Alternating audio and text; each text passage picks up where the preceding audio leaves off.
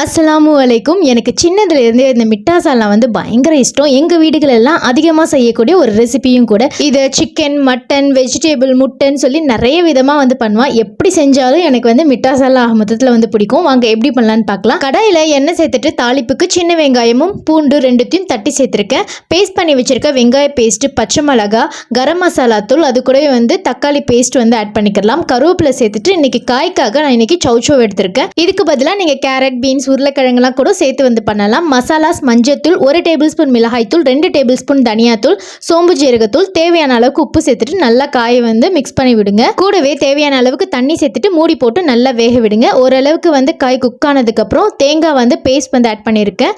அதுவும் ஓரளவுக்கு கொதி வந்ததுக்கப்புறம் முட்டையை வந்து உடச்சி சேர்த்துக்க போகிறேன். அகைன் மூடி போட்டு ஒரு 3 to 4 மினிட்ஸ் வந்து வெயிட் பண்ணுங்க. முட்டை நல்லா வெந்ததுக்கப்புறம் எண்ணெய்லாம் தனியாக பிரிஞ்சு வரும். சூப்பராக இருக்கும் இந்த ஒரு ரெசிபி.